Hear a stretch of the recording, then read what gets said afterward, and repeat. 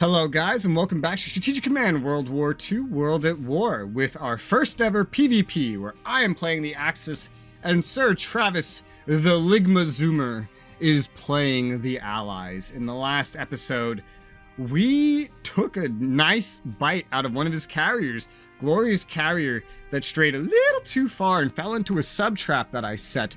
I chose to chase after him, dealing 1 more damage and then 2 to a battle cruiser. And this was in exchange for some damage to my U-32 sub. Very worthwhile if you ask me, taking good points out of the UK's spending capacity this early on. We also ran a sub into the province battleship, not gonna trade 1-for-1 odds on that, honestly. Even though it would be worth it MPP wise, the fact that this is French is enough for me to actually not do it, because the French are going to be deleted, as are all of their ships realistically. So trading even MPPs with the French is not going to assist in my war effort at all. We're going to move the 8th Army in Poland right up to Warsaw, and we see he has the Ligma Corps here right next to the Sugma Army. Oh god. And they are at half strength. I think this was a mistake on his part, because once I take Warsaw, it's pretty much just cleanup from there, right?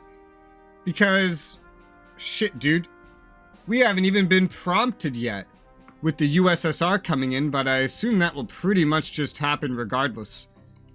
Assuming we all agree to it. I think there's an agreement portion of it. Anyway, I can go ahead and bomb it for sure. It shouldn't take a whole lot of effort. I mean, the tanks don't have very good odds from the beginning. Oh, because it walked into having 4 out of 6 entrenchment. Interesting. So it still does have entrenchment. Huh. I think that might be because he swapped into it from somewhere. Or maybe it just is automatically fortified that much. Well, we'll start out with some bombing then. That should be fine. Let's start with the medium bombers. We're going to soften it up. His fighters aren't even running coverage, dude. Next up is tactical bombers. No damage on either side, but his entrenchment is lowered. His readiness and morale has absolutely plummeted. I think it's worth the 1 final tactical bombing. Number 1 for experience, and number 2 to just make sure it goes as smoothly as possible. So let's send in the remaining tactical bombers, dealing 1 damage. Readiness morale again plummeted, and now our odds for success are even better. Let's attack with the 8th Army. Dealing only 1 damage, a little bit less than we were expecting, unfortunately. But we won't need anybody else here. We'll attack with the Panzer tanks, dealing 1 damage, taking none. Second attack deals 2 damage, and we take none. And we can pretty much just waltz anybody into Warsaw that can get into Warsaw, which appears to primarily and only currently be the 4th Panzer tanks. Well, that makes very obvious what I'm about to do. Take the 14th Army and delete the enemy mechanized, or not. Or not delete the enemy mechanized. That works for me as well. The 10th Army does need some recuperation, but we'll just march into Krakow and use it to finish off the enemy mechanized, getting a national morale bonus, taking over all involved hexes, and making it quite easy to just take the 4th Panzer tanks, march them into Warsaw. And realistically, especially if I accept the deal with the USSR, which I assume I'll have a choice in, I believe that is the case, then I believe this will be enough to get Poland to surrender. I'll take the 13th Corps, we'll march them up to the enemy cab that he ran away with, killing it easily and securing it, really. That's about all there is to it. I don't think we need to worry about this guy at all, given the situation. I'm going to march the 1st Corps to secure Poznan, send this corps over to the left, actually, just to kind of put up a little bit of a bracing wall here. Although I imagine when I hit end turn, they'll just simply surrender, and it will really just be that simple. Anytime we kill an enemy, though, I believe we have a chance to get permanent national morale for us, and that's kind of what I'm hoping to get here, while also ensuring that he does not recover from this. Let's go ahead and attack this Modlin garrison out in the open. 4 damage dealt, none taken, so that works out very well for me. We're going to take the next corps down and finish off the Modlin garrison. taking, unfortunately, 1 damage. That is sad, but it is what it is. I doubt a fraction of anything else I'm about to do is going to be necessary. I think Poland will probably just roll over, but we'll move the 3rd Army forward, secure these fortifications, take them away from the enemy. We will... there's a pretty easy to kill garrison right there, but again, with the Soviet rollover, I don't think it'll really be necessary, huh? Poland is already down to 32% national morale, so, I mean, that doesn't sound very good for them, but even so, I'll move the HQ up to Lodz for the time being. We'll have these fighters... they're undersupplied, but I think I'll use this opportunity to grant them Advanced Fighters 1. They'll still have coverage over basically everything that matters. These tactical bombers won't need to move very far or very much at all, but they've already attacked, so no harm moving them into Breslau, especially given the difficulty in maintaining coverage over all of our units over here, like we would ideally want to. Okay, I looked up the events, and whether or not the partition happens, actually he gets the first decision on whether or not to march in. I get the decision on whether or not to allow him to stay. So... you never know with a player. I'm gonna treat this as if I don't know whether or not he will honor it or not, because maybe he won't. So, let's move up on the misclick army here.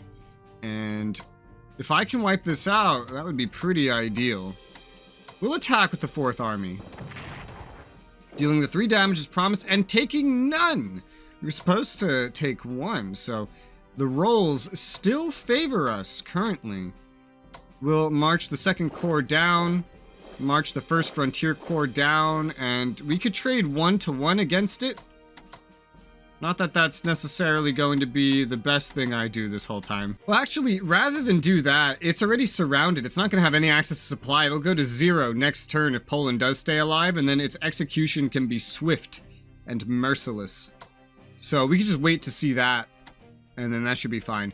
We'll move von Kukler up into Allenstein proper, maybe extend his reach over places, spread supply a notable bit better. We have decent odds to deal some damage with this tank, so let's just say fuck it, go ahead and do it. We dealt nothing, took nothing.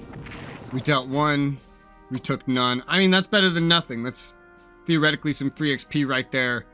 Even if the attacks didn't go as planned, at least we're still gaining XP and we didn't lose anything against what we're hoping is a to-be surrendering enemy force. We'll move the tactical bombers that have already attacked forward up to here, medium bombers up to here, and these fighters haven't done much, but they still have coverage over everything, so let's go ahead and just give them their upgrades for right now, 25 MPPs.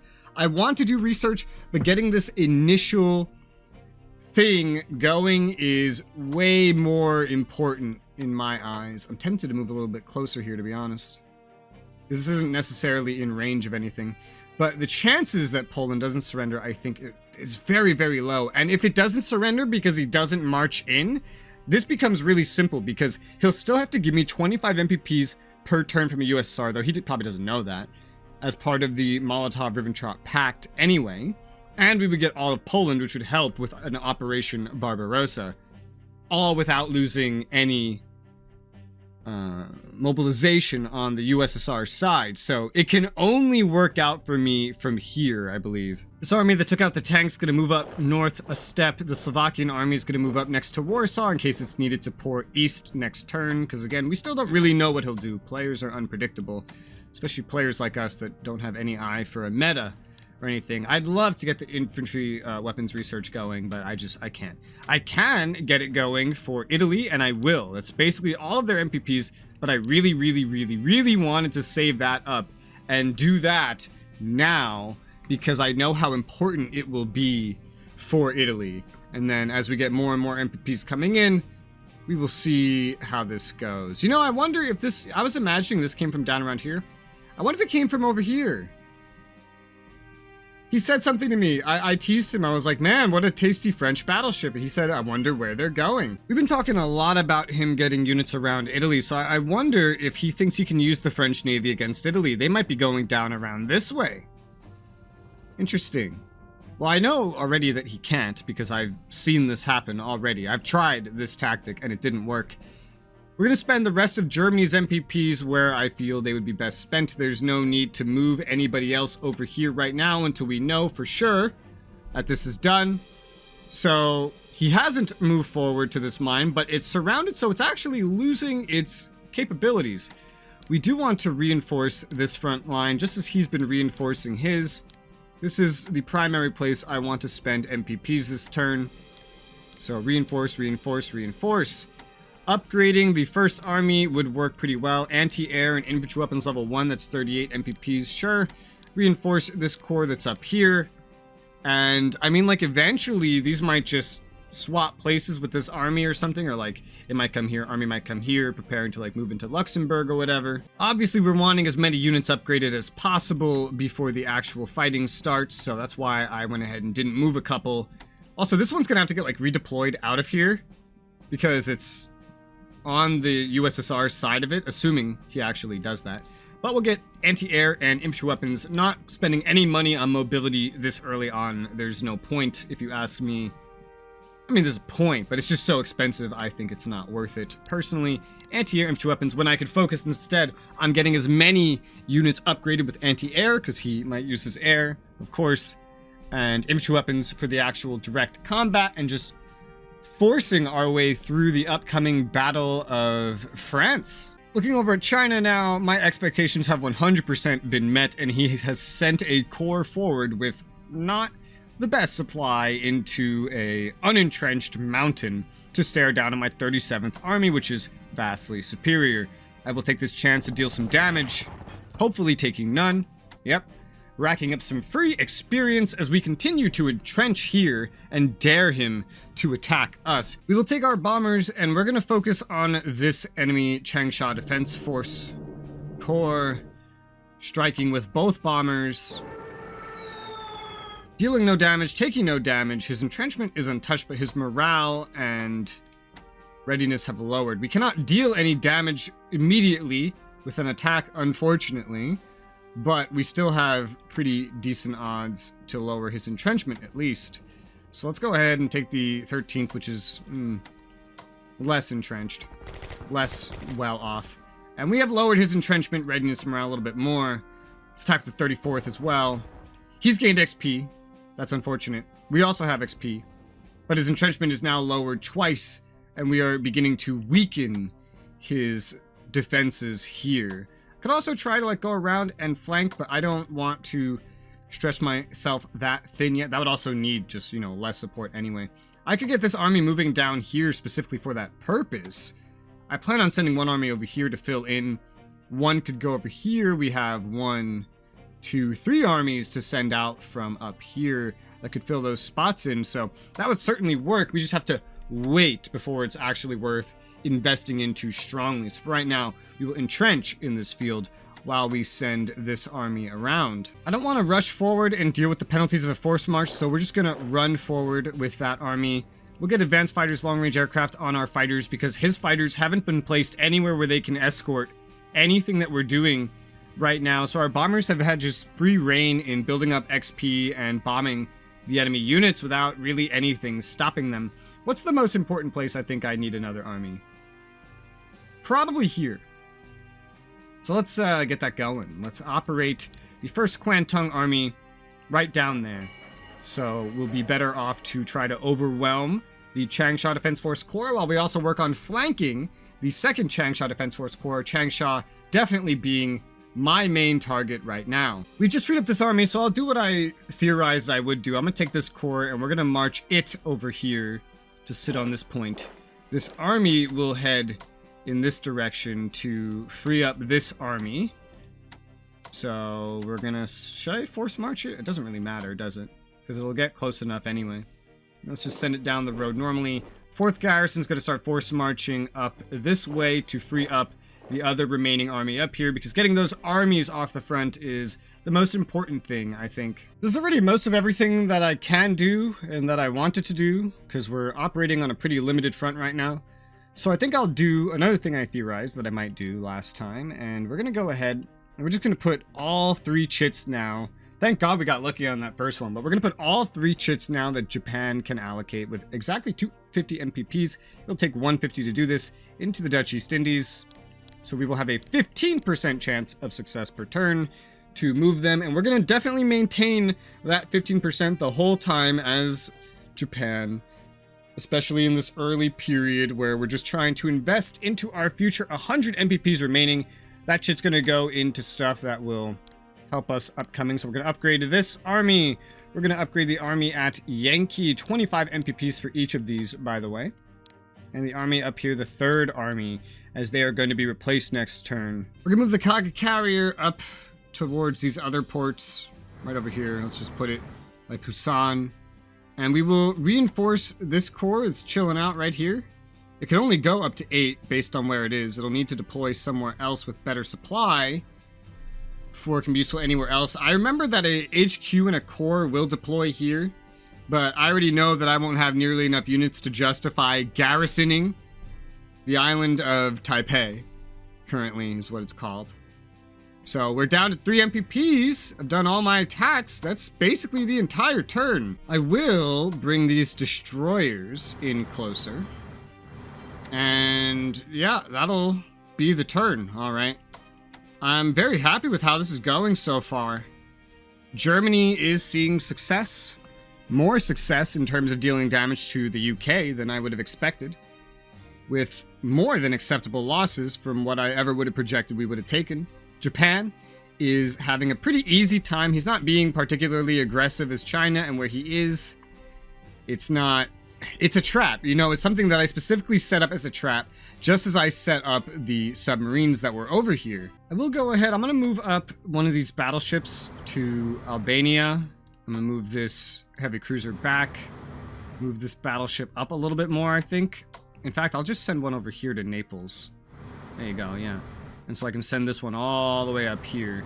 I want my battleships kind of closer to the front with Italy, because I plan on making use of them whenever we go after Malta. So the only other thing I see to do is take the second corps and just start calmly marching them down towards Syracuse. So I have 2 corps on Sicily. They may just, you know, they'll be at a port in case I want to send them somewhere, especially well placed for landing on Malta, let's say. Or heading down towards Libya or something, because that's, again, going to be Italy's role. To commemorate one of the subs that took part in the damaging of this carrier, I'm going to rename the one that took damage after in the reprisal there, the Coast Guard. This is the Coast Guard sub. It will forever go down in history unless it dies as the one taking the honor and credit for the severe injury to the glorious carrier. With that, let's go ahead and hit end turn. Polish morale collapses from the loss of Warsaw. Our full offensive against Poland has been a great success. The Polish army has been decisively defeated. Molotov, the Soviet foreign minister, is now urging us to pull back to our previously agreed partition lines and honor the non-aggression pact of the USSR. If we say yes to honoring the pact, we will gain imports from the USSR worth 25 MPPs a turn. If we say no, we will lose these imports. The USSR will swing 20 to 30% towards the Allies, who push the Red Army out of Poland. Should we honor the pact and cede Eastern Poland to the USSR? Say yes, and our economy will benefit significantly from imports from the USSR. If we say no to this, then we have a better launching point for a future invasion of the USSR. However, by saying no, we will have to invade sooner than we might have wished, due to the anger we will trigger in the USSR by not honoring the pact. So I guess if he ever had to decide, he has already decided to do the invasion. So I will say yes to this because I want that 25 MPPs a turn. You know, 25 times 10 plus 2 more. That's 300 MPPs per year of peace. There will be roughly 2 years of peace. That's 600 MPPs for giving them that territory. Territory that will not net them 300 or 600 MPPs in that time. Gladly, I will agree to this pact. And there we have it. Poland surrenders and we plunder 234 additional MPPs from Poland. We occupy Western Poland. USSR occupies Eastern Poland. And there you go. Canada declares war on Germany, to be expected. British Expeditionary Force arrives in France. Ooh. And yeah, that's there. It's moving my core out. Canadian supply convoys to the UK begin. Expected. Allied raider disrupts Norway German convoy. So he's still doing that. Germany advised to garrison Soviet frontier. Report Soviet troop movements along our eastern border. Recommendation: ensure we have 2 units within 6 hexes of Warsaw. Yep. And research. research. Earning similarly amazing MPPs. We did lose 11 MPPs from the raiding. Yes. In Norway, 11 MPPs from the raiding. Movement of 4% max, 50% chance. I honestly think, and also, I don't actually know if this is like a one-time thing or an every turn thing. I think it's an every turn thing. I'm not sure. But yeah, that's a lot to lose for a chance. I think I probably will end up just invading Denmark and Norway anyway. All the free troops I get from it are really, really handy, and the cost I pay for them is not that high.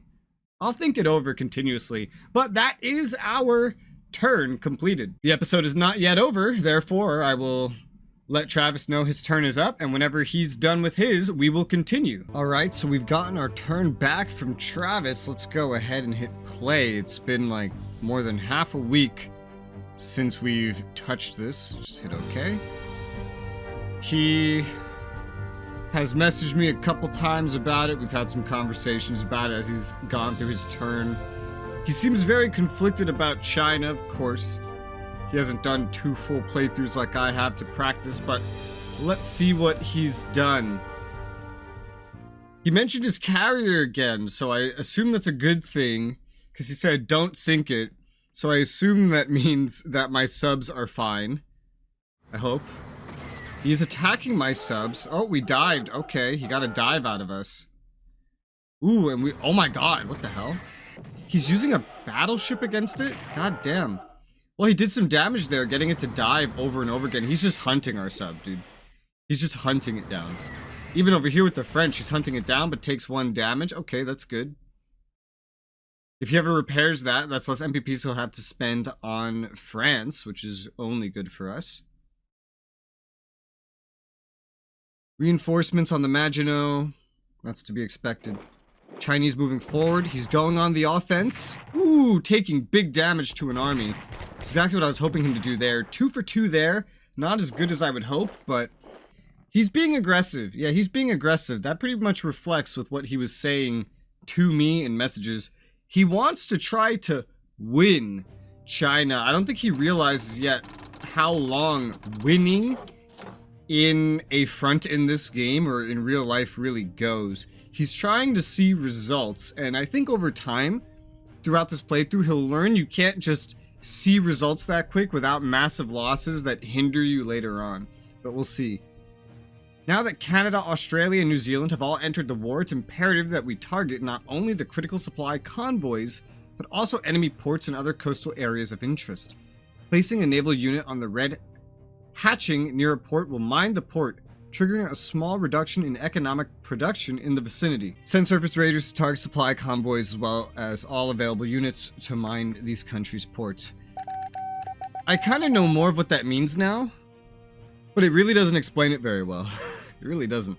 Because what it's actually, I think, telling you there is how you can turn off the convoys. But if that's what it's trying to tell me, it's very poorly explained. At the end of 1940, you'll be presented with a proposal to deploy a force in Italy to serve in the Mediterranean. This force, which will be known as the Africa Corps, that's at the end of 1940? Really? Wow.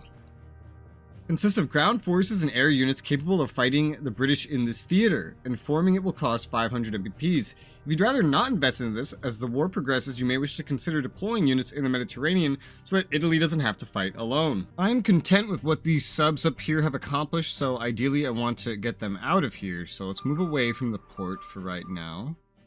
Let's follow this path. And then I'll have this one kind of scout the way back, you know? The one that's already injured. Okay, he has nothing along this line anymore. I am very content with that. We have one that's injured, yada yada. Well, we did also want to come down here and do some raiding. This one's still at full strength and action points are full, so let's go up towards the Faroe Islands. Oh, and we ran into a enemy destroyer. Dealing 1 and 1. Well, so much for that logic, huh? This is French. The terrible destroyer. Why does he have that there? I don't know, but I think the path is actually clear to get the Deutschland heavy cruiser to safety. Look at this. Theoretically, you know, it could be. There could also be something in the way that I don't know about. But I think I would take the risk, but I have to see fully down here if it's clear or not. Let's investigate with the destroyer. Okay, it's clear. It's just a matter of, is this line clear, which I think it will be. I believe so. Let's go ahead and try to force this down. And it made it! Deutschland heavy cruiser is safe. Hell yeah. But now we know we need to be even, like, more careful than we are being at this rate. Due to how much, like, we're probably sailing right past the French without even knowing it. So we definitely want to hug this side of Iceland. And I feel like we need to go up even further north this time. We definitely have plenty of supply to take our time with this step. So I think I'll go just south of Jan Mayen up here, a little bit further north. This one, I will move out this way. And this guy will go back down here. The Coast Guard sub, yes. He will go into port to get his reinforcements. We don't have enough ports, really, for full supply. But we'll move this destroyer right about here. It's fine. I'm not probably going to be paying for naval upgrades or anything just yet. I'm happy he's expending so much effort. I'm happy he's expending MPPs. Trying to go after subs before the sub warfare is even really supposed to have started. And I mean, I wasn't going to attack with this one, but I can do 2 damage to either of these ships, and that would at least make him panic. It would make him fear, you know, I could mess with him a little bit. So let's try to go ahead and use the U-30 on the Province battleship, which for some reason he kept here. So we dealt 2, we took 1. That's unfortunate. I was hoping to take none, but I'll take what I can get at least. That's fine anyway. And then we'll move this sub back. We'll move it up. And then we're going to move it back right here. So we're in a raiding position. He'll think we went this way, but we're in a raiding position. And better yet, we're in a position where he'll likely just run straight up north into me and then get attacked and hurt by the sub again. And that should really make him panic. And if he uses French MPPs on ships, that's really costly. He won't have them when the invasion starts. He won't be able to prepare as much. Now we have to prepare for the invasion of France. And while I've been doing a lot of things differently up to this point, this is the one thing I'm probably not going to do very differently at all. My plan is to just take every single one of these 3 nations because they're worth a decent amount of MPPs pretty early on and they're very easy to take. They were just going to flood into northern France, overwhelm them with armies, use our tanks to the best of our ability, claim Paris, and then we're going to go for a Vichy France kind of idea for maximum preparation against the USSR and an invasion probably with Germany of Yugoslavia and well, that part's going to be different. But we need reinforcements for this fighter. We're going to prioritize reinforcements right now above anything else of the units in Poland because they're going to need to then get their happy asses over to the west. And we're probably going to roll with a lot of, not entirely, but a lot of operational movement. This tactical bomber needs some reinforcements. This army needs some reinforcements. And then that's everything I believe that needs reinforcements that has it. Eventually it'll tell me something like, hey, keep 2 units somewhere around Warsaw. And that can really be anything. Here's another tactical bomber that needs this. Probably not going to do a whole lot of bombing going into this or anything. We'll need to get the HQs over there as soon as possible. I have an idea. I'm going to take the Slovakian Corps here, move that up to Modlin. We're going to then swap with this tank. This will allow me to upgrade this tank now to get it to the front an entire turn earlier. Because I'll probably make one of the 2 units I leave over here, the Slovakian Corps. I don't think that that's what I did the last time, but it's what I'm probably going to do this time. The armies and tanks are the most important things that will be moving other than the HQs. We don't want to invest in mobility just yet. That is really expensive. We're trying to move quickly with as many upgrades as we can get. Anti-air I'll take because he's pretty aggressive so far. And while I expect that he will eventually learn to not be that aggressive all the time, it's best to be prepared for any aggressive tactics while he's still showing that he is rather aggressive. We'll end up operating probably every one of these HQs We'll move these fighters right here. We're gonna operate someone. What are their ratings? 6, 6, and 7. Alright, well, let's send Von Kukler. Operate him right to Frankfurt. Take care of these defenses here. We'll operate Von Bach over to Essen.